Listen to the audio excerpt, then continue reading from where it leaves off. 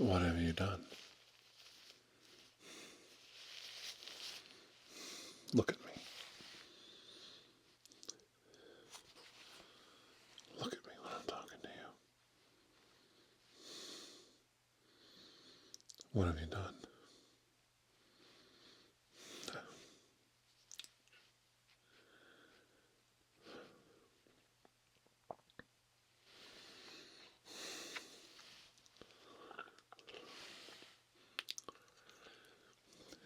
They don't summon me unless there's a problem.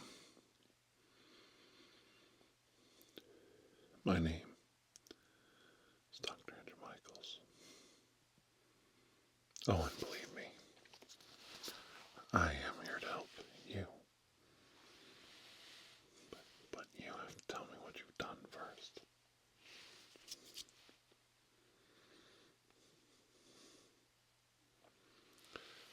What have you done?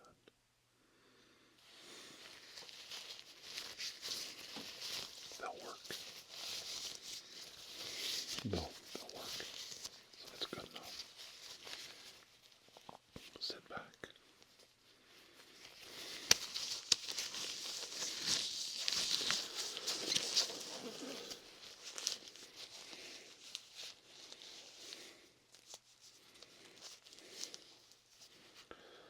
I highly suggest honesty is your best policy right now.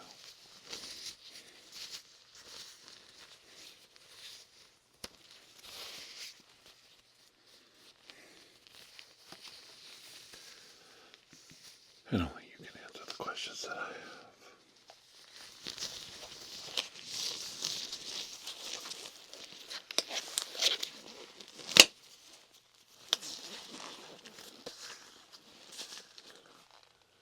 And only you can get yourself out of the predicament you're in right now.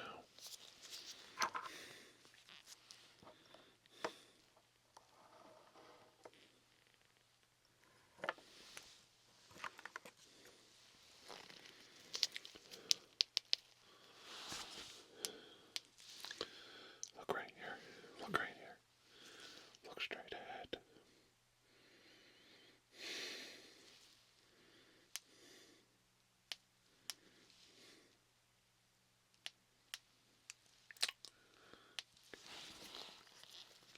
Keep looking straight ahead.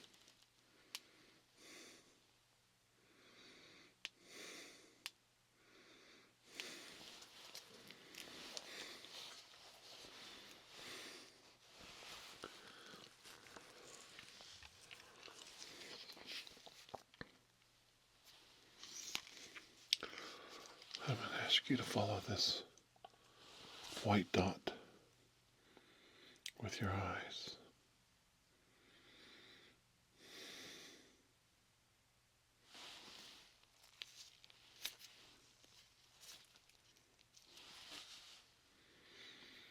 Follow the white dot with your eyes.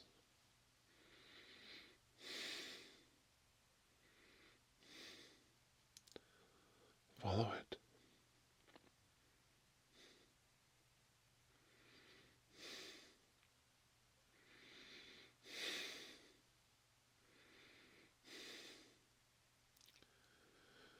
I know, you've got to stay calm.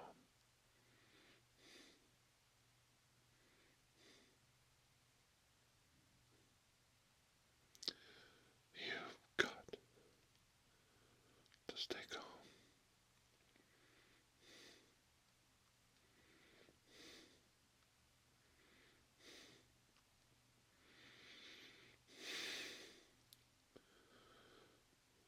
And you've got to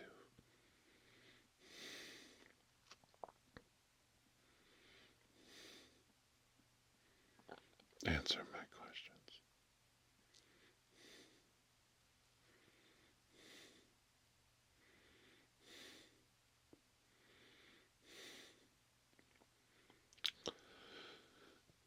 What have you done?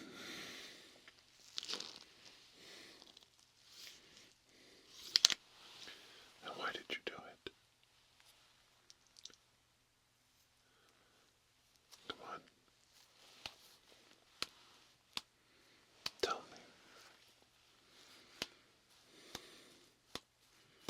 Tell me the truth. Your heart is racing beyond belief.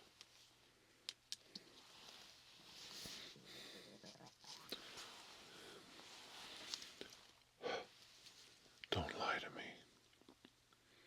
Just breathe normally. Breathe normally.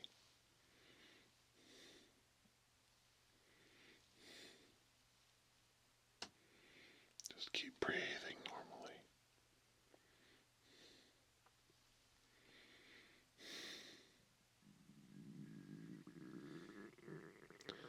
Breathe normal.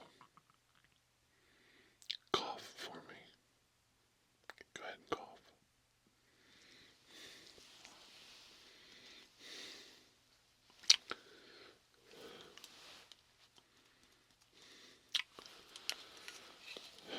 Your heart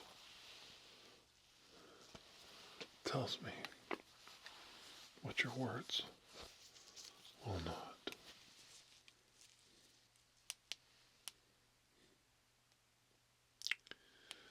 You have to quit deceiving me.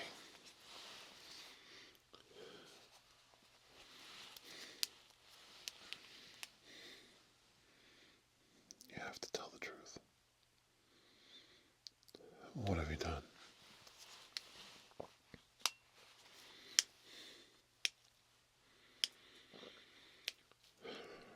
Okay. Then, if you haven't done anything wrong,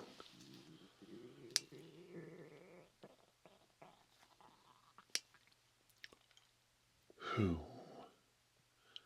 did you summon?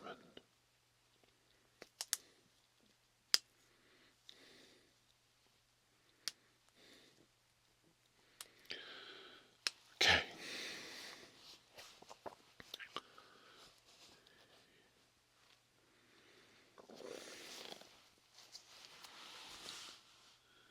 Why did you summon him?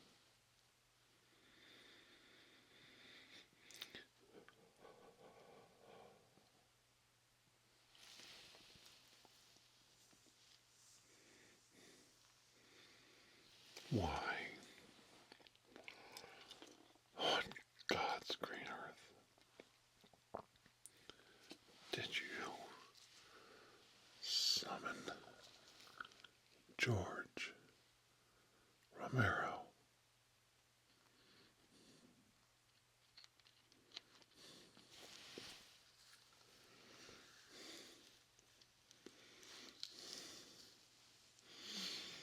What have you done?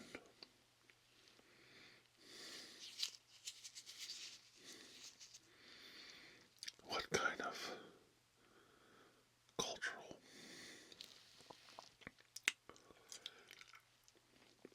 zeitgeist have you unleashed upon an unsuspecting world?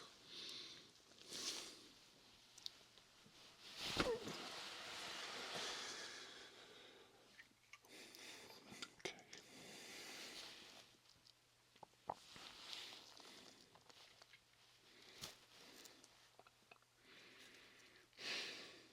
You know where you're at right now. Do you know where you're at? These grounds are hallowed grounds. This is where the house once stood. I'm glad you understand that. But do you understand why? You mustn't perform a procedure with a Ouija board like you just did here.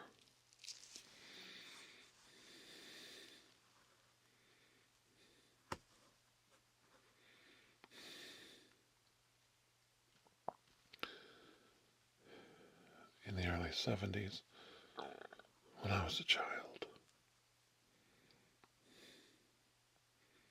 they used to come down here and have parties in this house. Well, where this house once stood, where they filmed Night of the Living Dead. I knew those who would come down here. I don't know why, but just the thought of invoking spirits while imbibing spirits never crossed their minds, but of course you and your friends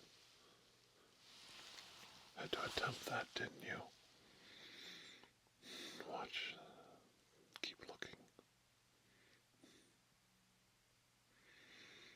You just had to find out for yourselves, didn't you? You just had to invoke the spirits of this place. You know, it was such a strange time. The late 60s. An abandoned house. A graveyard on the hill. Just an old farm. Left behind.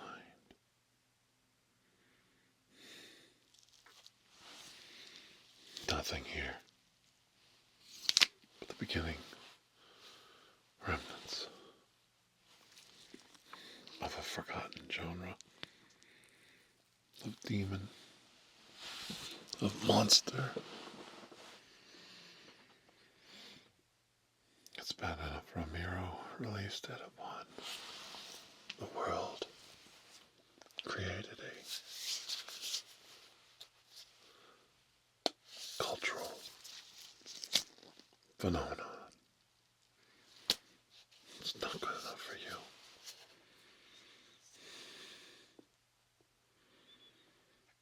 You had to bring him back and release him upon the world. Do you think the demon zombie was the only one he brought forth upon the world? Haven't you seen Crazies?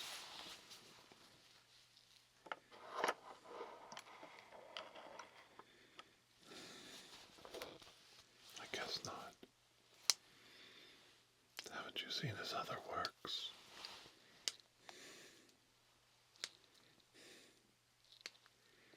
Obviously.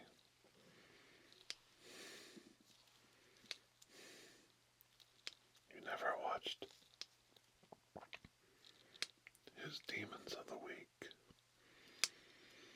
in Tales from the Darkside.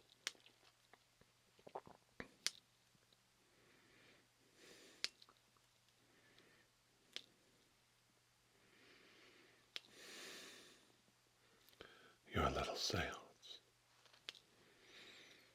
has done more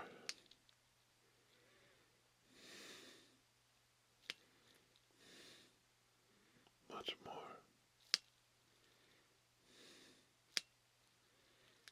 to this reality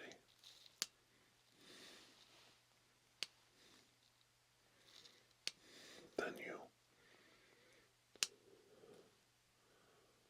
bargained for.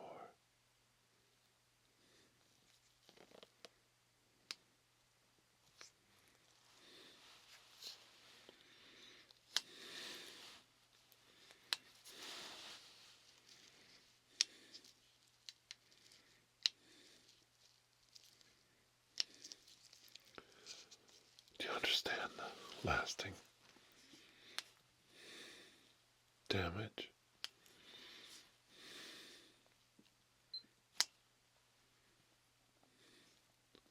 of what you've done to reality?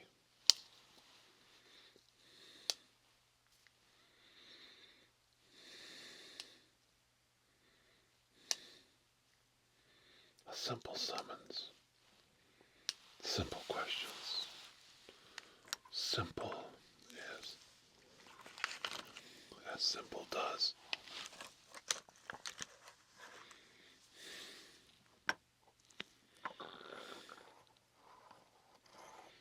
But never as simple as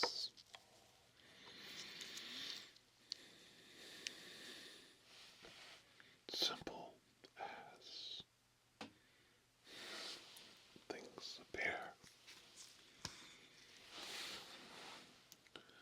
The confusion goes much deeper into the well than that. The unraveling of the fabric, the reality around you, starts with the pulling of a single thread.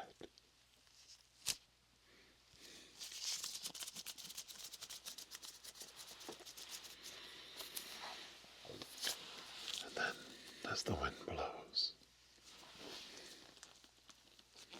the tapestry of our reality unravels before us. And there's nothing I can do to put the parts back down the hole and place the lid back on the well.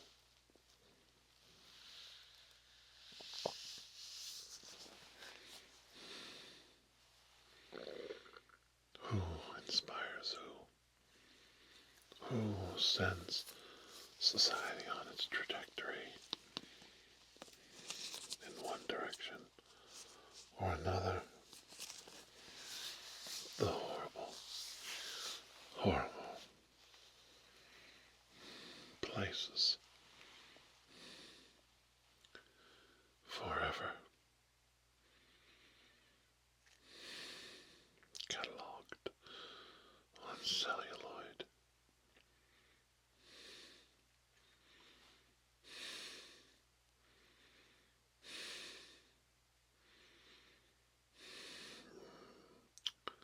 The evil of the old world,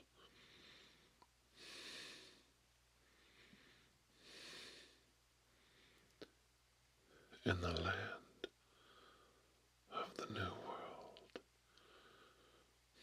New. New. Do you have any idea how ancient the land of this Pennsylvania is beneath your feet? These Appalachian Mountains are older than anything you know of on this planet. So ancient, these great mountains are withered away into hills.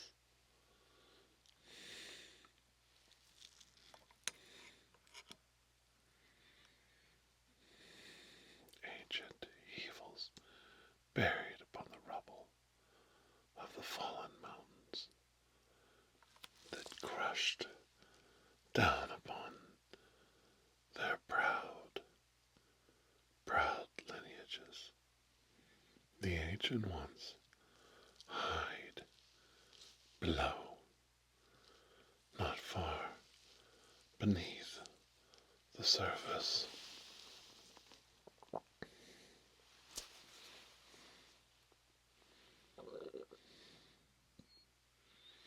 A world not of darkness, just a little more dimly lit.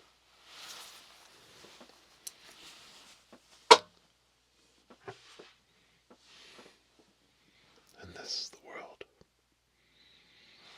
you brought forth by summoning him back again. I can't put the lid back on. I can't put the genie back at the lamp.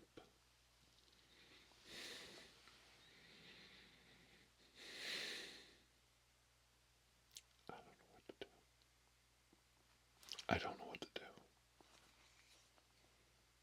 I don't know where to go from here.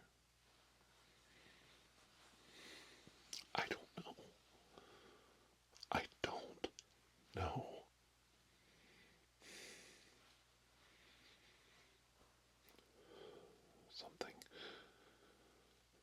I knew something was wrong. I told you what happened earlier this week. They won't believe me, even if I tell them, they won't believe me.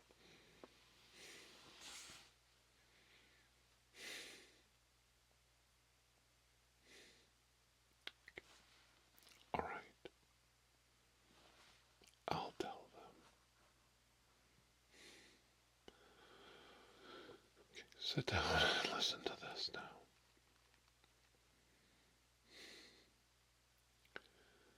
Earlier this week, I took a confession.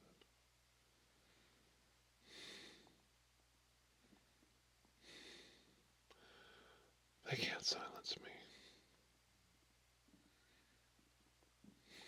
I can't be silenced. Earlier this week, I took a confession from a young one.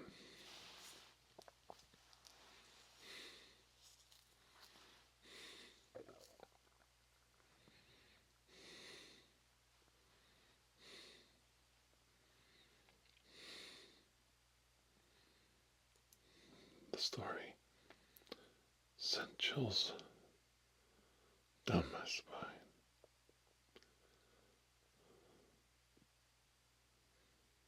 The person was self-harming from great anxieties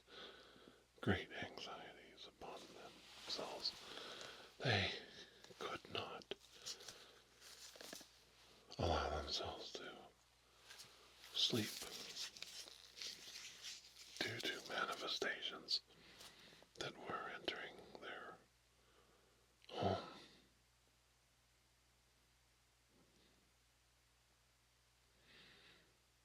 He came to me for help.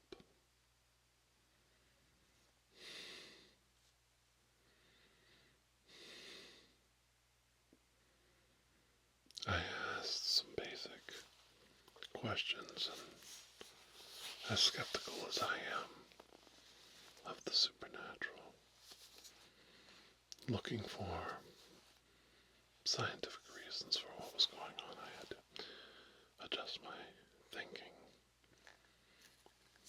because chills were running up and down my spine as this child was describing a man in their room, a shadowy figure, a man taller than the doorway, up against the roof, taller than the room, a man with a hat.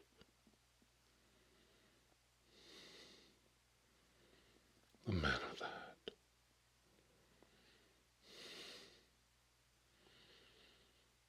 See, when you open one door up, you let them in.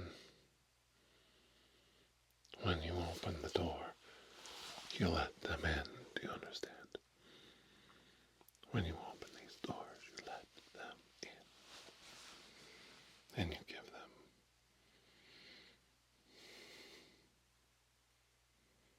control.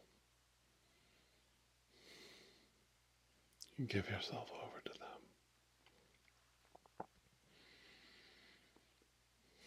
I was in utter shock that this person was able to articulate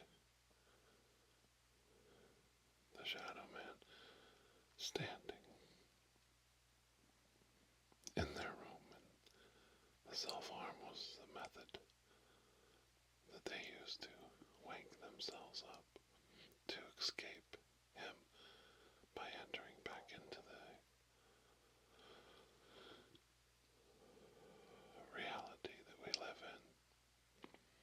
leaving the dream state, the safety of consciousness, the safety of this reality around us.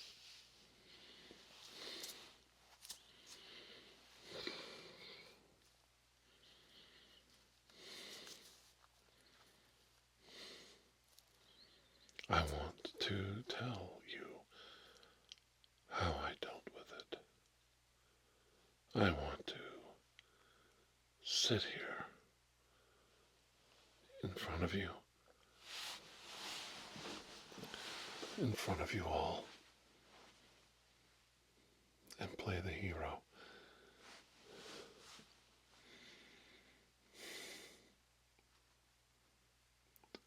But in this case, I was not. The hero.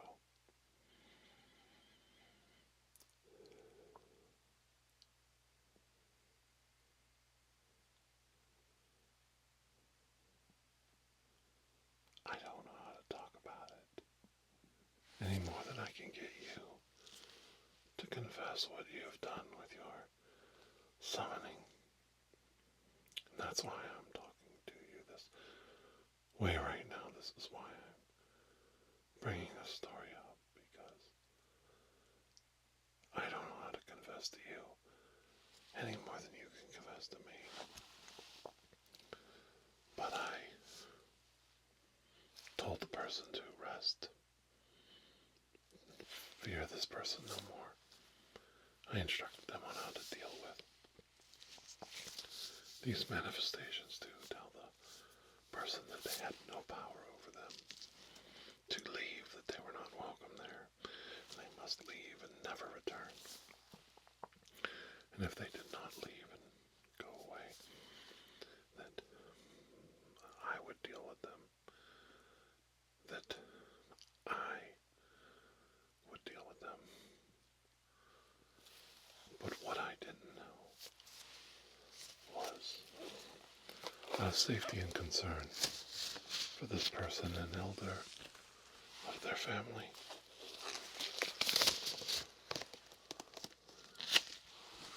was there. Which is always good. You should always have extra adults around whenever you're discussing things amongst families for general safety purposes. What I didn't know was the elder of the family was an elder in another sense of the word.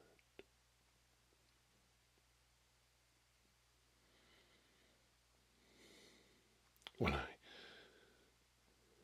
came back to make sure that the person was sleeping and well, and that the self-harm had stopped,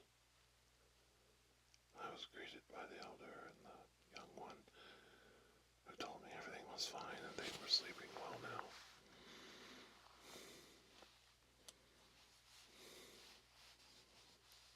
That the elder had dealt with it.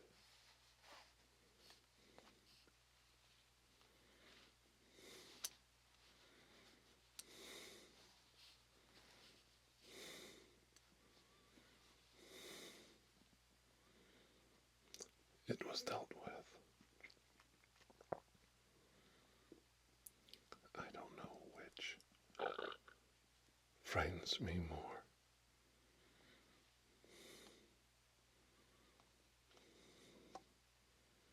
The manifestation.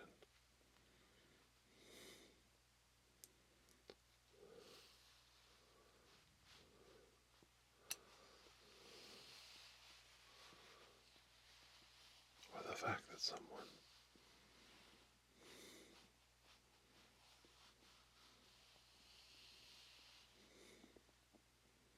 killed that manifestation. Not in this life,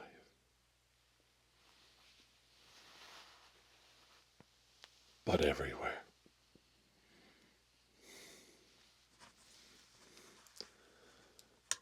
I have sensed this form of justice injustice in the anger in my heart to carry out these kind of deeds myself for the protection of my own family. But to see it in reality,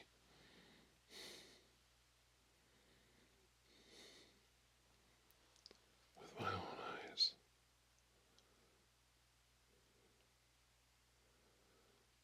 it gives me a different perspective on, well, a different sense of, a different understanding of eternity.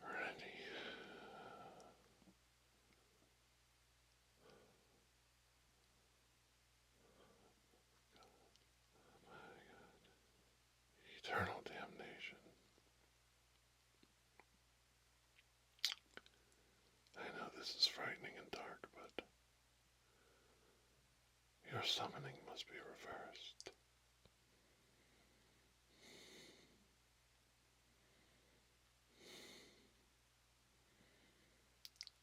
But I won't be the one to do it.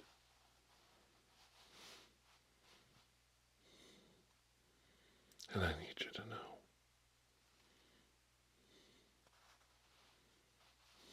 You don't deserve what's going to happen next. No one does.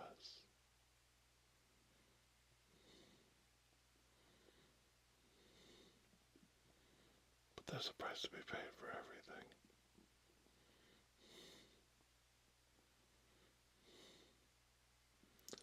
I'll do my best to get you through and safe on the other side of this event. But that's the best I can promise you. On my honor.